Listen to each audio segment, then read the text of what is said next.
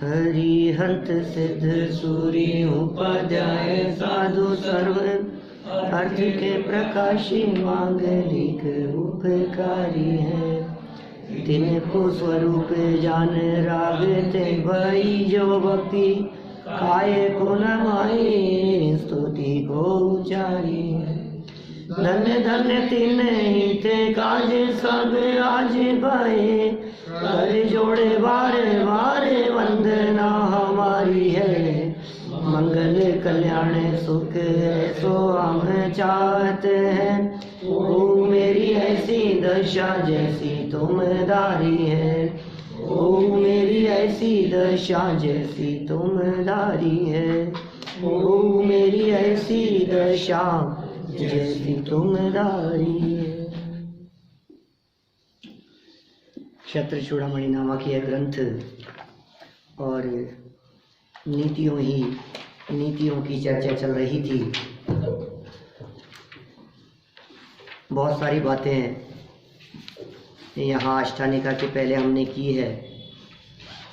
बात तो वही की थी कि जीवनधर कुमार तपस्वियों के आश्रम में पहुँच गए थे और वहाँ उन्हें उपदेश देना शुरू किया। इससे जीवनधर कुमार की निर्भीक वृत्ति को भी बतलाया और कहा यदि किसी जगह पर कोई गलत काम होता हुआ दिखाई देवे तो हमें चुप नहीं रहना चाहिए, अवश्य ही बोलना ही चाहिए, उसका निषेध करना ही चाहिए, विरोध करना ही चाहिए। यदि आप में सामर्थ्य नहीं है, आप ये कहेंगे साहब हमारे में तो सामर्थ्य नहीं है, तो ये आपकी सज्जनता का सूचक नहीं है। एक बात और कही कि कहते समय भी किस विनम्रता का प्रयोग किया जाना चाहिए, ये भी बहुत महत्वपूर्ण बात यहाँ कही गई थी। क्योंकि जीवनधर कुमार ने जिस तरह से समझाया वो बात ही कुछ अलग थी।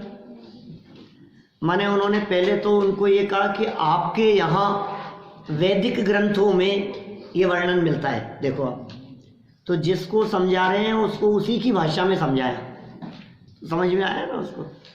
फिर तप का स्वरूप बतलाने लगे, खोटा तप क्या होता है, सच्चा तप क्या होता है, मोक्ष का उपाय क्या है, ये सारी बातें सर्वज्ञ भगवान द्वारा बतलाया गया। वास्तविक तप क्या है, ये सब चर्चाएं हुई और यह कहा कि जो व्यक्ति स्वयं दुखी हो वो दूसरे को सुखी नहीं बना सकता। सच्चे देव अनेक प्रकार की क्रीड़ाएं करने वाले नहीं होते। ये प्रकरण भी हम यहाँ पढ़ चुके थे कि हमारे परमात्मा ऐसा नहीं होता कि वे खेलते रहें, उनके पट बंद हो जाएं, दरवाजे बंद हो जाएं। अभी उनकी अलग अलग प्रकार की क्रीड़ाएं चला करती है, कभी रास लीला चलती है, कभी ये चलती है, कभी बाल क्रीड़ा चलती है, कभी खेल कूद, जो भी उनके अभी शयन कर रहे हैं, ये सब प्रवृत्तियां चलती है ना उनके।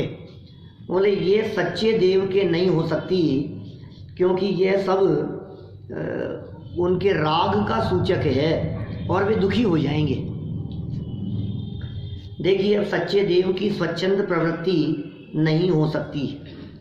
291 नंबर पेज है, 6वां लंब 27 नंबर का श्लोक है, यहीं से पढ़ना है अपने को आगे। देखिए स्वैराचार स्वभावोपि नैश्वरस्य हानितः अप्यस्मदादिभिर्द्वेष्यं सर्वोत्कर्षवत् कुतः। सब लगातार नीतियाँ बता रहे हैं। ईश्वर पने की हानि होने से ईश्वर के स्वेच्छाचार स्वभाव भी नहीं है, क्योंकि सर्वोत्कर्षवान उस ईश्वर के हम लोगों के साथ द्वेषपना कैसे हो सकता है। ये कह रहे हैं ये जो ईश्वर हैं उन ईश्वर की ये स्वयं की इस तरह की क्रियाएं कैसे हो सकती है स्वेच्छाचार पूर्वक। बोले नहीं हो सकती, क्योंकि हमारे साथ में द्वेषपना कैसे होगा, वो इच्छानुसार प्रवर्तन करे और हमारे प्रति द्वेष रखे, ये नहीं हो सकता। सर में अर्थ पढ़ते हैं, देखिए ईश्वर पने का अभाव होने से सच्चे देव के जीवन में जैसे क्रीड़ाएं नहीं हो सकती, वैसे ही स्वेच्छाचार की प्रवृत्ति भी नहीं हो सकती। आप जानते हैं स्वेच्छाचार क्या होता है? मन मर्जी क्रिया करना, स्व इच्छा से कुछ भी करना, भगवान की इच्छा। लोग कहते हैं ना इस तरह की बातें, अरे साहब ये तो भगवान की इच्छा है, अब जैसी भगवान की इच्छा, अब क्या करें। अब हो सकता है भगवान की यही इच्छा हो, अब भगवान की इच्छा को अब ठीक है मान लो, उसको कोई बात नहीं, हमारी तो कुछ चलेगी नहीं उसमें, शायद भगवान को यही मंजूर था। ऐसा कह करके लोग संतुष्ट होने की बात कहते हैं जगत में। माने जब कभी कोई दुर्घटना हो गई, जब कभी किसी के यहाँ कोई बड़ा संकट आ गया, तो सांत्वना देते हुए लोग यही कहते हैं कि अब भाई भगवान को ये मंजूर था, क्या करो पता नहीं, भगवान की यही इच्छा थी, उनको यही मंजूर था। ये यहाँ कह रहे हैं भगवान की इच्छा और भगवान को मंजूर, ये हमें तकलीफ देना भगवान की इच्छा हो, ये तो ठीक नहीं लगती बात। भगवान की ऐसी कैसी इच्छा कि हमारे परिवार को ख़त्म कर दिया, भगवान की ऐसी कैसी इच्छा कि मेरे बिजनेस को ख़त्म कर दिया, ये कैसी इच्छा है भगवान की? दूसरे को तकलीफ देने में भी भगवान की इच्छा होती है क्या? ये कैसा स्वेच्छाचार है? इतनी सुंदर बात कह रहे हैं ये, ईश्वर पने का अभाव होने से, माने जो ईश्वर नहीं है, सच्चे देव के जीवन में जैसे क्रीड़ाएं नहीं हो सकती, सच्चे देव के जीवन में क्रीड़ाएं नहीं हो सकती, वैसे ही स्वेच्छाचार की प्रवृत्ति भी नहीं हो सकती, क्योंकि हम जैसे सामान्य व्यक्ति भी स्वेच्छाचार की प्रवृत्ति को अच्छा नहीं मानते। तो सर्वोत्कर्षशाली ईश्वर के स्वेच्छाचार की प्रवृत्ति कैसे हो सकती है? अर्थात नहीं हो सकती। कोई व्यक्ति स्वेच्छाचारी हो, ऐसे कैसे चलेगा भाई साहब? आप समाज में रहते हो, आप परिवार के बीच में रहते हो, आप मंदिर आ रहे हैं तो आपको यहाँ के नियमों का पालन करना पड़ेगा, ऐसे स्वेच्छाचारी नहीं हो सकता। मेरी मर्जी जूते ऊपर ले आऊँ तो तुम्हें क्या परेशानी है? ऐसा थोड़ी ना चलेगा। आप मंदिर आ रहे हैं तो आपको मंदिर के नियमों का पालन करना पड़ेगा। मैं तो फूल चढ़ाऊंगा, मैं तो ऐसा करूंगा, मैं जिन मंदिर में आकर के मेरे को तो यहाँ प्यास लगती है बीच में, तो मैं तो पानी की बोतल साथ में रखता हूँ, बीच में पी लूंगा मैं तो। क्या कई कई तो ऐसा भी देखा जाता है, छोटे छोटे से बच्चे होते हैं, नाश्ता साथ में ले आते हैं बैग में, अब मंदिर में बैठे बैठे बिस्किट खाते रहेंगे, विधान चल रहा है, पूजन चल रही है, बिस्किट खा रहे हैं, क्या कर रहे हो? फिर उनको मना करो, अभी तो बच्चा है, चलता है। नहीं भाई साहब, ये स्वेच्छाचार नहीं चलेगा आपका जन मंदिर में। माने स्वेच्छाचार का मतलब मनमानी, आपकी मनमानी नहीं चल सकती। धर्म क्षेत्र में आपकी मनमानी नहीं चल सकती, लौकिक क्षेत्र में भी जो लोक की मर्यादाएं हैं उनका उल्लंघन करके आपकी स्वेच्छाचार रूप प्रवृत्ति नहीं चल सकती।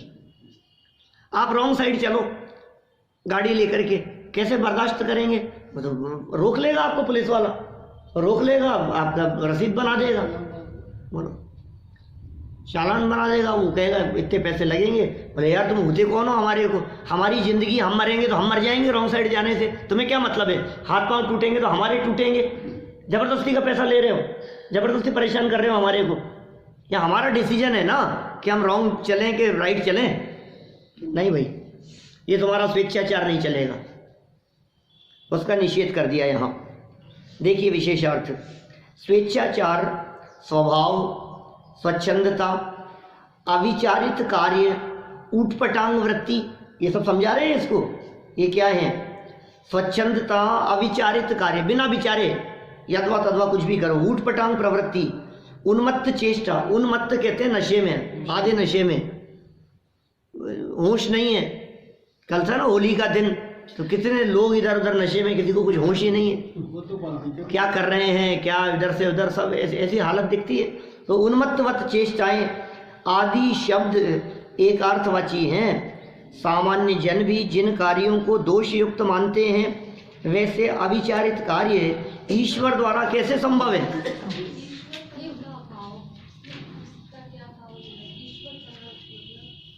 ईश्वर पने का अभाव कह करके कहा ना, होने से, ईश्वर पने का अभाव होने से सच्चे देव के जीवन में, हाँ मतलब जगत में जिसको ऐसा माना जाए ना कि मैं ही सब कुछ करने वाला हूँ, ऐसा कर्तापन, मैं ही सब कुछ करने वाला हूँ, ऐसी वृत्ति का अभाव जिसमें हो गया है, वे हैं सच्चे देव। मैं इस दुनिया का कर्ता धरता हूँ, मेरे हिसाब से चलते हैं सब कुछ, ऐसी वृत्ति वाले जगत में ईश्वर देखते हैं, दिखाई देते हैं, अरे साहब ये तो भगवान है, ये देखो ये भगवान बनता है कि मेरे ऊपर किसी की नहीं चलती। ऐसी वृत्ति का जिनके अभाव हो गया, वे देव सच्चे देव हैं। ये होली का सही स्वरूप क्या है? होली का सही स्वरूप क्या है? होली अपने कुछ है ही नहीं, शूद्रों का त्योहार है, शूद्रों का पर्व है। होली का जैन दर्शन से कोई किसी तरह का कोई लिंक नहीं है, किसी भी प्रकार का। जबरदस्ती आप खींचतान करके उसको अष्टानिका के अंतिम दिन से जोड़ो, ये तो कोई समझदारी का काम नहीं। आप इस तरह का जोड़ने का प्रयास करोगे, नहीं साहब अष्टानिका पर्व चल रहा था, 8 दिन तक थे, उसकी खुशी में रंग लगाए, गुलाल लगाए, खुशियाँ मनाई, ऐसा उत्साह बनाए, कुछ मतलब नहीं है इससे। जैनियों का, जैन दर्शन का इससे किसी भी प्रकार का कोई लिंक नहीं है। और आजकल तो ये व्हाट्सएप और फेसबुक का ज़माना है ना, तो इसमें तो हर चीज़ को हर अलग अलग ढंग से प्रस्तुत कर दिया जाता है। प्रस्तुत करने का तरीका होली और होली का शब्द कर देंगे, और भगवान तुम्हारी होली और तुम्हारी हो गए, होकर जाने क्या क्या उठपटांग के कई तरह से उसके अर्थ निकाल लिए जाते हैं। लेकिन भाई सुनो, ये जो होली है क्या अपना पर्व तो नहीं है, अपने से कुछ संबंध भी नहीं रखता। होली खेले मुझे आज अकेले मन में बदता है भजन, वो लौकिक रूढ़ी के अनुसार वो कौन सी ये कोई रंग, कौन से रंगों की बातें उपमा दी है, जगत जनों को समझाने के लिए उपमा दी है। वो रंगों में तो कितनी हिंसा से वे रंग बनते हैं, आप सोच नहीं सकते। और होली खेलते हो, देखिए छने हुए पानी से होली खेलते हो? नहीं जो मिल जाए, जितने ज़्यादा खोटे काम इस होली के दिन होते हैं उतने और किसी लौकिक पर्व में नहीं होते। लौकिक पर्व दुनियादारी का जो है उसमें भी जितने गलत काम इसमें होते हैं उतने किसी में नहीं होते। दुश्मनी निकालते हैं लोग, क्या कीचड़ लगा देंगे, केमिकल मिला देंगे, ग्रीस लगा देंगे, और चमड़ी रगड़ते रगड़ते चमड़ी उतर जाए लेकिन कलर नहीं निकले, बोलो घिस देते हैं पूरा, वैसा मंजन कर देते हैं, फिर जहर खिला देते हैं। 4 आदमी उठा करके उसको टंकी में पटक देंगे, उसको उठ पटांग, क्या क्या हालत है। फटे कपड़े पहन करके और सब सड़कों के ऊपर घूमते रहे और बोलो काला मुंह करके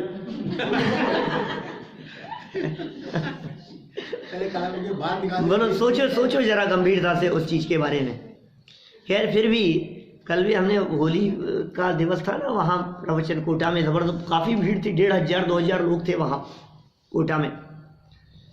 अंतिम में कही हमने ये बात कि देखो ये कितनी देर होली खेलता है व्यक्ति, 1 दिन 2 घंटे 3 घंटे 2-3 घंटे किसने होली खेली थी? अभी यहाँ चेहरा देख के नहीं बता सकते आप बता सकते। 2 घंटे जिस व्यक्ति ने होली खेली हो उस व्यक्ति का चेहरा देख करके आप ये बता सकते हैं कि इस व्यक्ति ने होली खेली है, बता सकते हैं ना। अब हम आपसे ये कह रहे हैं कि 8 दिनों तक अष्टानिका पर्व के अवसर पर आपने जो विशेष रूप से धर्म आराधना की, 28 पर्व मनाया, विधान किया, अनुष्ठान किया, विशेष रूप से प्रवचन सुने, विशेष रूप से त्याग और संयम से जीवन बिताया, ये 8 दिन तक तत्व ज्ञान जिसके जीवन में बीता हो और तत्व ज्ञान की होली जिसने खेली हो, और 9वें दिन उसके जीवन को देख करके लोग पकड़ न पाए, तो फिर आपने क्या तत्व ज्ञान सीखा? मतलब माने जिस तरह से 2 घंटे होली खेलने पर, 2-4 घंटे खेलने पर जगत के जीवों को वो चेहरे से पता लगता है, इस तरह से यदि हमारा जीवन तत्व ज्ञान में बीत रहा है तो हमारे जीवन को देखने मात्र से जगत के जीवों को शिक्षा मिल जानी चाहिए कि ये कुछ अलग काम करके आए। इन्होंने कुछ पर्व मनाया है, इन्होंने 10 लक्षण पर्व क्या मनाया, ये 5 दिन पंच कल्याणक में क्या जाकर के आए इनकी तो लाइफ ही बदल गई। क्या कुछ बदलाव दिखना चाहिए कि नहीं, कुछ परिवर्तन दिखने चाहिए या नहीं? यदि वो परिवर्तन नहीं दिख रहे हैं तो हमारी स्थिति तो उन होली खेलने वालों से भी गई बीती है। क्या ये विचार के लिए ये बात कही है। बाकी आपने पूछ लिया, कोई मतलब नहीं था ऐसा पूछने पाछने का। मालूम तो होना कि अपने भी मानते हैं कि नहीं मानते हैं। आपने अपने कुछ नहीं मानते, इसलिए मानते हैं तो नहीं मानते, कोई नहीं मानते, कुछ नहीं है और मानना भी नहीं चाहिए। दूर दूर तक अपने जैनियों का इससे किसी तरह का कोई संबंध नहीं है, बिल्कुल स्पष्ट रूप से। आप देखिए, आपको मिल जाएगा, साहित्य में मिल जाएगा आपको, होली शूद्रों का त्योहार है, साहित्य में मिल जाएगा आपको जगह जगह यह बात। होली शूद्रों का त्योहार है। शूद्र मतलब हीन जाति कुल वाले, उनका है।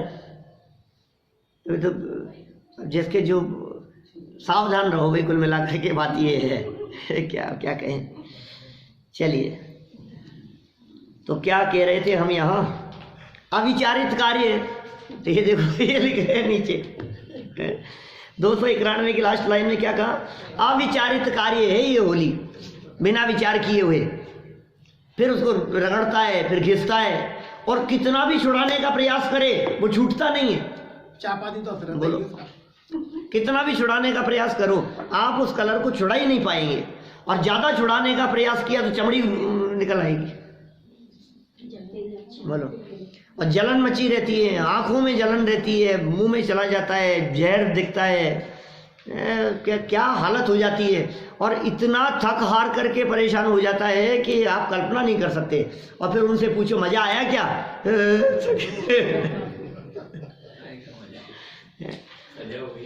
सजा ही है, और क्या है, सजा ही है, फिर भी नहीं उतरता है। चलिए, कुछ उदाहरण निम्न प्रकार हैं, जैसे ओहो, सुनो भाई, कुछ उदाहरण सुनो, पागलों की बातें कह रहे हैं।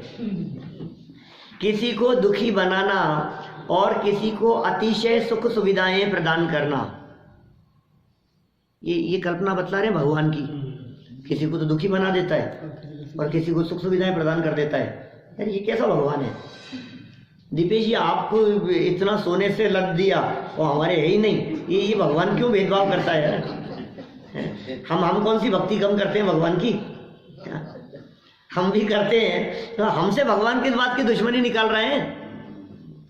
एक व्यक्ति के पास में खूब सुविधाएं हैं और एक व्यक्ति को परेशान कर रहा है, ये क्यों आखिर ऐसा? मैं कहता हूं 2 साल के बच्चे ने ऐसा क्या किया जिसके प्राण ले लिए भगवान ने? उससे किस बात की दुश्मनी निकाली? आप देखो, जिनके परिवारों में ऐसे किसी छोटे बच्चे का देहांत हो जाए, वो क्या कह करके अपना सर पटकते रहते हैं। इस बच्चे ने क्या किया था, इस बच्चे ने तो दुनिया ही नहीं देखी थी, इस बच्चे ने तो कुछ गलत काम नहीं किया, छोटा सा बच्चा था, 1-2 साल का, और इसको भगवान को प्यारा हो गया है? कि क्या करते हैं?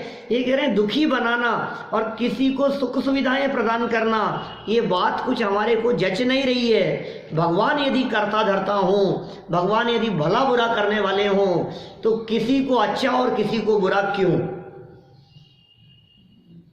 फिर आगे, कुछ मनुष्यों को पागल और कुछ को असाधारण विद्वान बनाना, ये क्या है भाई साहब? ये भगवान आपने इनको पागल क्यों बना दिया और इनको बुद्धिमान क्यों बना दिया? ये भगवान के कर्तृत्व के संदर्भ में चर्चा कर रहे हैं, गंभीरता से विचार करना। भगवान यदि करने वाले हों, भगवान यदि भला करने वाले हों, तो सबका ही भला करना चाहिए।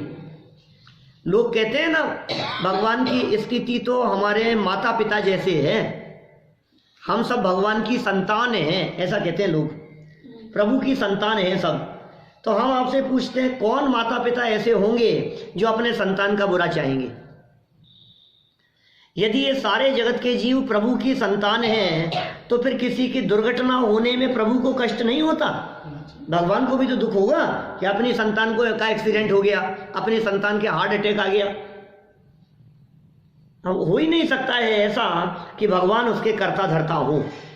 किसी को अतिशय सुख सुविधाएं प्रदान करना, और किसी को दुखी बनाना, किसी को पागल बनाना और किसी को असाधारण विद्वान बना देना। क्या गजब की बातें लिखी है बोलो। परस्पर विरोधी चीज़ों को देखकर क्या आपको ऐसा विकल्प नहीं आता है कि ये दोनों काम एक ही कर्ता के कैसे हो सकते हैं? माने हम ये कहें आपको बहुत अच्छे डोसे बनाने आते हैं क्या, और आप बहुत अच्छे बनाते हैं और बहुत अच्छे भी बना रहे हैं और बहुत घटिया भी बना रहे हैं उसी समय, ऐसा कैसे होगा?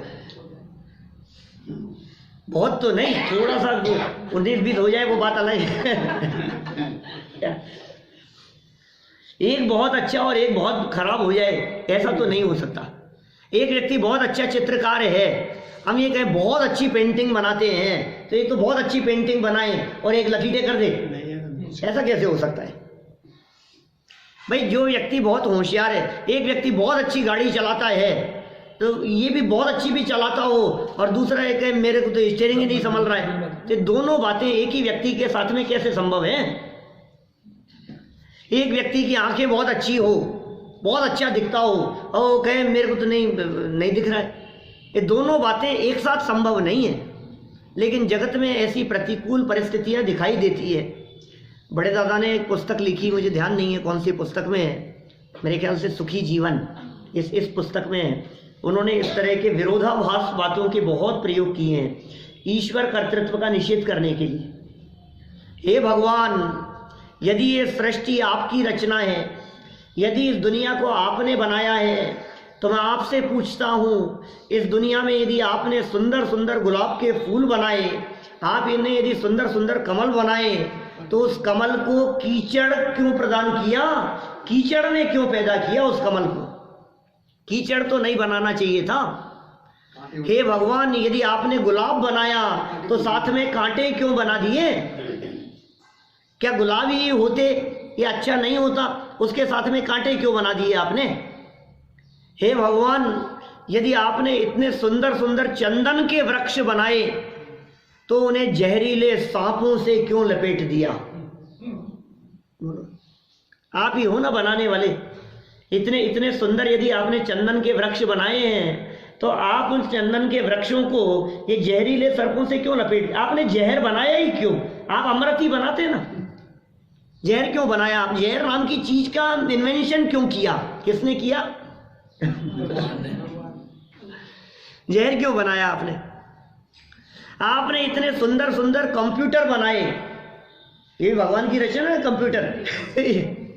तो आपने वायरस क्यों बना दिए? फाइलें करेक्ट हो जाती है, सब खत्म हो जाता है, सारा डेटा उड़ जाता है।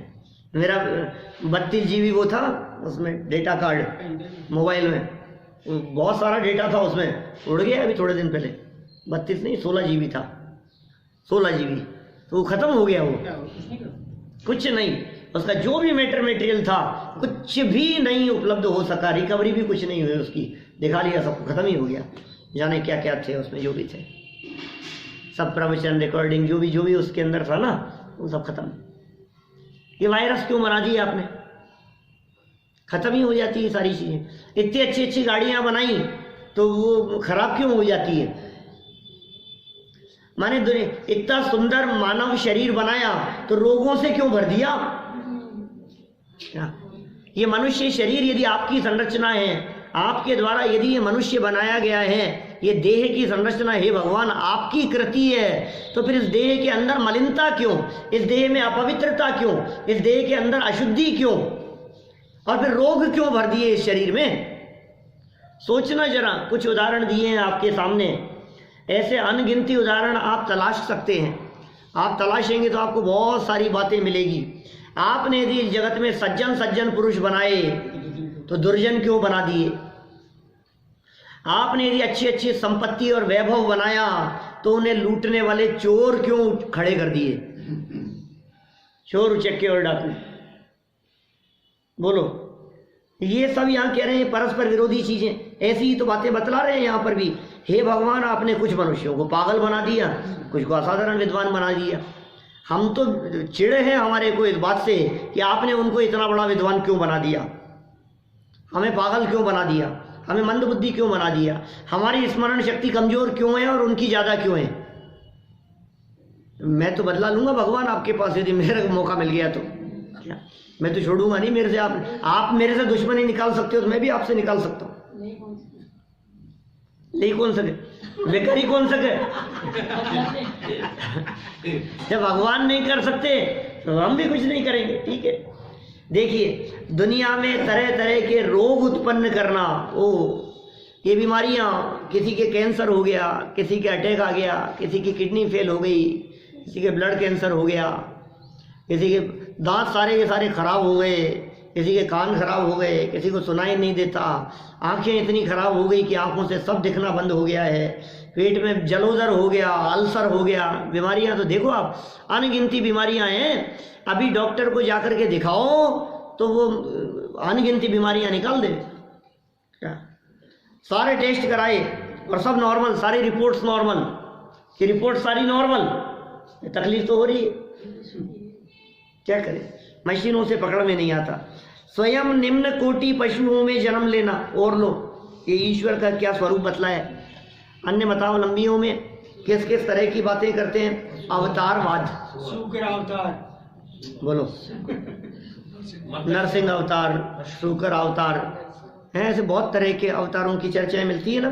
तो स्वयं को इस तरह का बनाना, ये बात भी कुछ जचती नहीं है। पराई स्त्रियों के साथ संसर्ग रखना, क्रीड़ाएं जो दिखाते हैं ना, खेलना, जन्म ले लिया यहाँ और यहाँ जन्म लेकर के खेल रहे हैं, किसी के वस्त्र चुरा रहे हैं, ले गए हैं, किस किस तरह की सब प्रवृत्तियां दिखाई देती है। सज्जनों को दुख देने वाले दुर्जन उत्पन्न करना, लो कोई बात आ गई ना। यदि आपने सज्जन बनाए तो दुर्जन क्यों बना दिए है भगवान। माने निश्चित रूप से, माने जो लोग ये कहते हैं कि यह सृष्टि भगवान की कृति है, क्या ये जो सृष्टि है, इस सृष्टि को भगवान ने बनाया है, तो हम ये कहते हैं भैया तुम भगवान का क्यों अपमान कर रहे हो। भगवान नहीं बना सकते। भगवान यदि बनाने वाले होते तो निश्चित रूप से ऐसी कमियां तो नहीं रखते। एक साधारण सा आदमी भी अपने लिए कोई मकान बनाता है तो कोशिश ये करता है इस मकान में कोई कमी न रह जाए, आपके द्वारा बनाई गई किसी चीज में कोई कमी न रह जाए। आप हमें बुलाएं ना घर पे डोसे खाने के लिए, तो आप ये सोचते हैं कि आज डोसे बनने में कुछ कमी न रह जाए। क्या इनको खाना खाने के लिए बुलाया है, कुछ कमी न रह जाए, कितना सोचता है व्यक्ति। अब हम आपसे पूछ रहे हैं, जब आप ही ये सोचते हो कोई कमी न रह जाए और आपके प्रयास इस तरह के रहते हैं जिसमें कोई कमी न रहे, तो भगवान जो काम कर रहा हो उसमें इतनी कमियां कैसे हो गई, इतनी विकृतियां कैसे हो गई। निश्चित तौर पर यह भगवान के द्वारा किया गया काम तो नहीं है, ये तो किसी सरफिरे द्वारा किया गया काम है और जबरदस्ती दोषारोपण कर दिया है भगवान के ऊपर।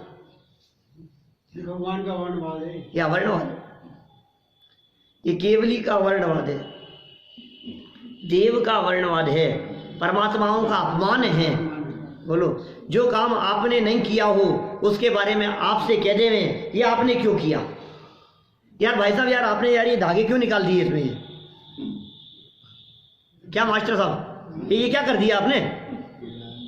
आप कहोगे यार मैं उधर बैठा हूँ, मैं इसके पास तक कभी गया नहीं, तुम जबरदस्ती कह रहे हो कि मैंने कर दिया, मेरा क्या लेना देना है इस चीज से। यार भाई साहब, यार आपने वहां विस्फोट करा दिया यार जापान में, मेरा क्या लेना देना है भाई साहब उससे, ये तुम्हारी वजह से ऐसा हो गया। अरे जिस कार्य से किसी व्यक्ति का लेना देना ही नहीं हो, आप जबरदस्ती उसके बारे में कहो तो ये उसका अपमान नहीं है, गलती है ना। ये तो अब कैदी ढोलिया जी ने भी कह दिया गलत है। तो क्या क्या कि सज्जनों को दुख देने वाले दुर्जन उत्पन्न करना, अपने भक्तों तथा स्वयं को कष्ट देने वाले दुष्ट उत्पन्न करना, ये तो बड़ा भारी काम कह दिया। भगवान आपको ही दुख दे रहे, आपने ऐसे लोग बना दिए जो आपको ही गालियां दे रहे। हे भगवान, ऐसे लोग जो आपकी मूर्तियां चुरा रहे हैं, ऐसे लोग जो आपकी मूर्तियों को खंडित कर रहे हैं, ऐसे लोग जो आपकी प्रतिमाओं की तस्करी कर रहे हैं, ऐसे लोग कैसे बना दिए आपने। ये तो नहीं बनाए जाने चाहिए थे, और आपके भक्तों को दुख और कष्ट उत्पन्न कर रहे हैं। ये बातें कुछ जच नहीं रही है। भक्तों को कष्ट देने वाले, धर्म का विनाश करने वाले, ओहो, जो भक्तों को कष्ट देते हैं, धर्म का विनाश करते हैं, ऐसे अधार्मिक व्यक्तियों को उत्पन्न करना। अधार्मिक व्यक्ति आदि हजारों उदाहरण दिए जा सकते हैं जो प्रत्यक्ष ज्ञान गम्य हैं। ऐसा वो कहते हैं सबको, भगवान भगत के बस में। भगवान भगत के बस में। भक्त जैसा चाहे वैसा भगवान से काम कराए। नहीं भाई, कितनी कितनी विकृतियां हैं ये सारे समाज में। आप सोचिए, जैन कुल में पैदा होकर के भी यदि इस तरह की विकृतियों से युक्त भगवान का स्वरूप समझा तो तुम्हारा बेकार है जैन कुल में जन्म लेना। हम जैन हैं, हमने जैन कुल में जन्म लिया है। हमारे भगवान कैसे हैं, भगवान का स्वरूप क्या है, और हमारे, अच्छा कोई व्यक्ति ये कहे कि हमारे जैनियों के भगवान ने तो दुनिया नहीं बनाई, क्योंकि वो तो करता धरता नहीं है, लेकिन दूसरों भगवानों ने तो बनाई है। क्या हमारे भगवान ने तो नहीं बनाई, उनके भगवान ने तो बनाई है। क्या आप किस गलत फहमी में है? उन्होंने भी नहीं बनाई। हम सब तरफ ये बात कह रहे हैं, किसी के द्वारा बनाई हुई नहीं है, ये प्रत्यक्ष बात है। गंभीरता से इस संबंध में विचार करना चाहिए। ईश्वर जगत का कर्ता नहीं, आ गई ना बात। हम थोड़ी ना कह रहे हैं, वादीप सिंह सूर्याचार्य कह रहे हैं। अब कोई व्यक्ति हमारे से दुश्मनी निकाले, वो कहे अरे यार तुम भगवान को कर्ता नहीं कहते हो, तुम भगवान का अपमान करते हो, तुम्हें क्या अधिकार है भगवान के बारे में ऐसा कहने का। अभी दिल्ली था ना मैं अष्टानिका में, दिल्ली के बाद 2 दिन कोटा का कार्यक्रम था, होली पर बड़ा कार्यक्रम था। तो वहाँ दिल्ली में क्या हुआ, अठाइयों का पर्व चल रहा था, बीच में एक दिन मेरा प्रवचन हुआ। ये रोजा नहीं चलते थे दिन में 3 टाइम। एक दिन मेरा प्रकरण था श्रीपाल मैना सुंदरी के प्रकरण के संदर्भ में, जो धाम धूम चलती है इसके बारे में। वे ऐसा हुआ सारे जगह। वहाँ दिल्ली में कम से कम 30-35 जगह सिद्ध चक्र विधान चल रहे थे। बोलो वो कितना बड़ा है दिल्ली, प्रांत है पूरा। मतलब बहुत जगह जगह मंदिरों में 20 जगह तो कम से कम मान के चलो आप। हमारे बड़ा आयोजन था, हमारा जो बड़ा पंडाल बनाया था, ऐसा लघु पंच कल्याण जैसा आयोजन किया था बहुत लंबे स्तर पर। तो साहब वहाँ पूरा प्रवचन हुआ, खूब तर्क दिए हमने, ऐसा हो नहीं सकता। कौन सा सिद्ध चक्र विधान किया होगा दीपेश जी? ये सिद्ध चक्र विधान तो अभी लिखा है ना 200 साल पहले संतलाल जी कवि ने, और ये हुए 4थे काल में श्रीपाल और मैना सुंदरी। ये तो हो ही नहीं सकता।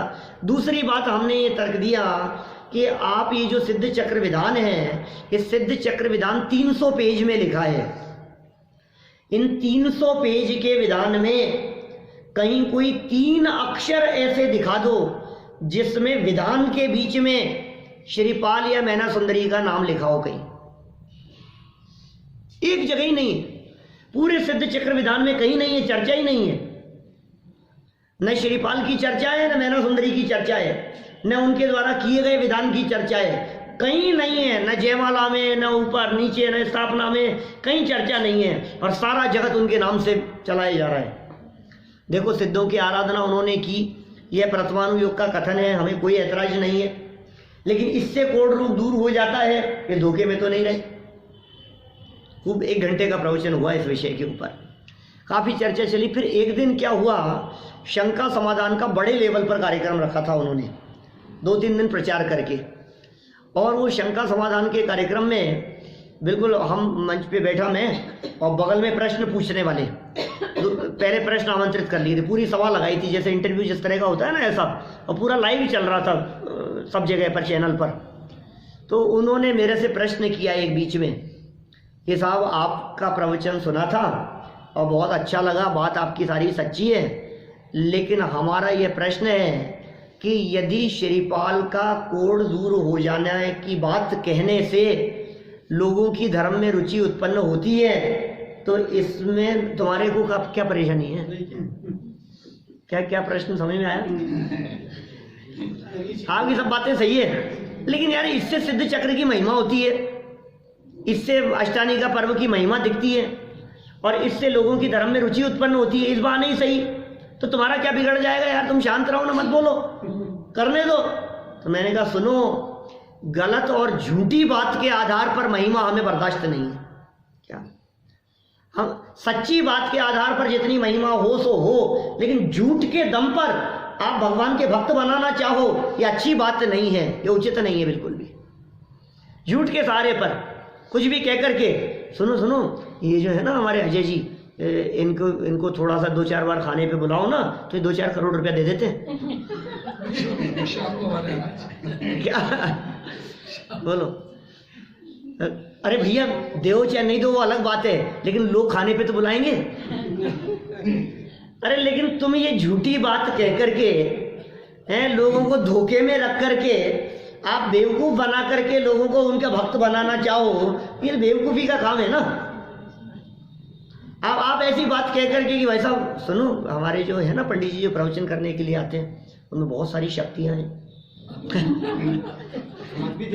मैंने एक दिन कह दी थी वहाँ भी दिन में हमारे वो चलता था ना प्रवचन जो दोपहर वाला, तो उसमें सामान्य गुणों की चर्चा चलती थी। तो मैंने कह दी, मैंने कहा सुनो, अभी यदि ये कह दिया जाए कि इनके पास में बहुत सारी शक्तियां हैं, तो कैसा फील होता है व्यक्ति? अच्छा शक्तियां हैं इनके पास में। फिर मैंने कहा अस्तित्व शक्ति,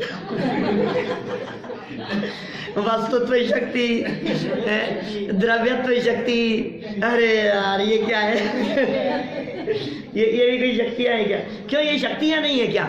एक अस्तित्व गुण, वस्तुत्व गुण, 6 सामान्य गुण पढ़ाए थे ना, अस्तित्व, वस्तुत्व, द्रव्यत्व, प्रमेयत्व, अगुरु लघुत्व, प्रदेशत्व, ये सब शक्तियां हैं। इनकी परिभाषाओं में कहा जिस शक्ति के कारण द्रव्य का कभी नाश नहीं होता उसे अस्तित्व गुण कहते हैं। ये शक्ति है मेरी। तो यार आप ऐसा देखो, बात तो सच्ची है, लेकिन आप बैनरों में उसमें लिख मत देना कि हमारे यहाँ जो आ रहे हैं वो बहुत शक्ति है, उनमें शक्तियां हैं उनमें। क्या ऐसे शक्तियां लिख करके आप लोगों को धोखा दे रहे हो ना।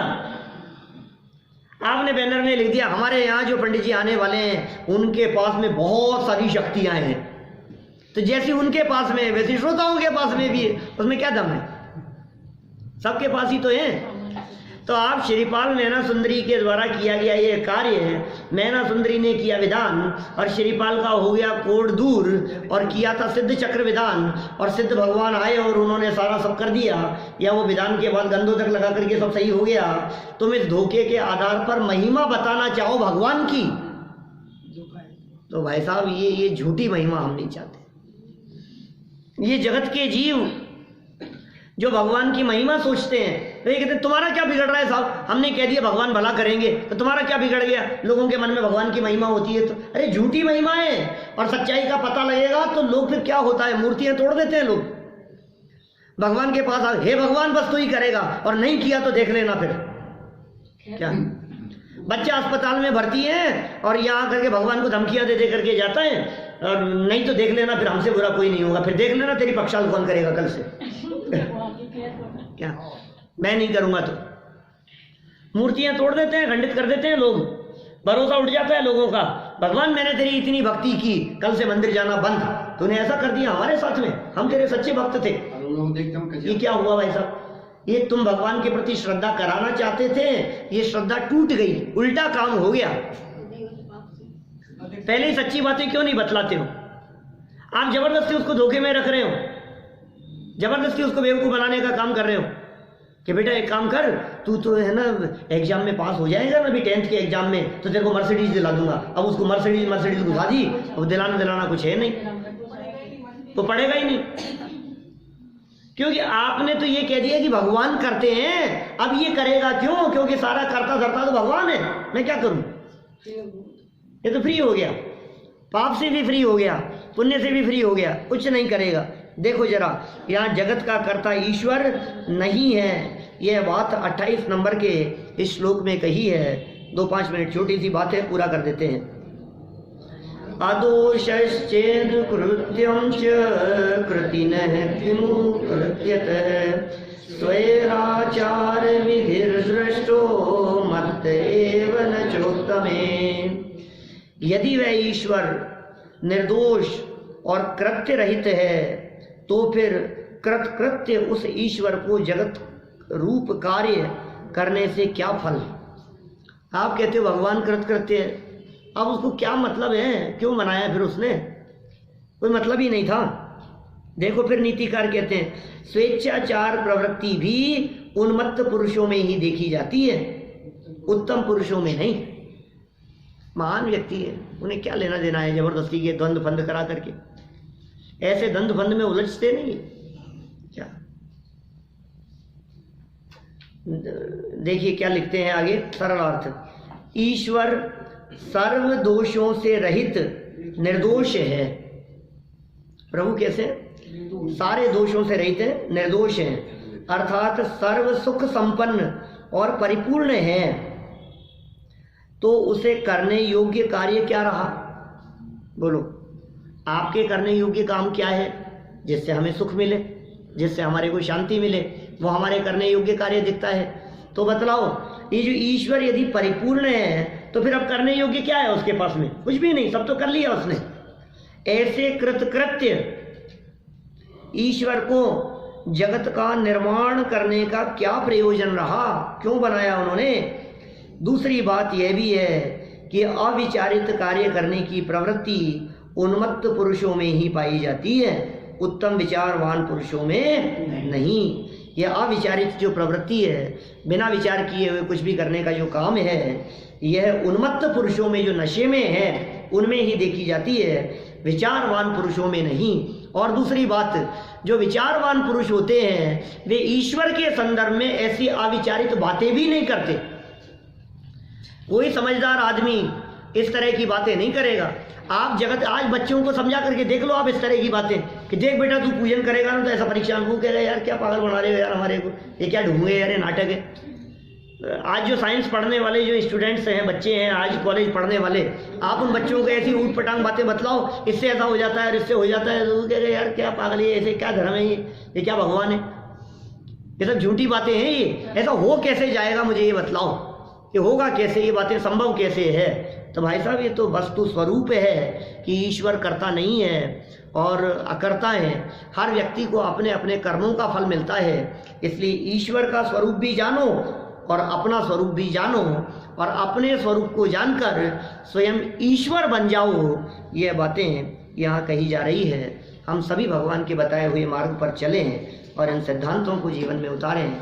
इसी भावना से बात को यहीं विराम देता हूँ।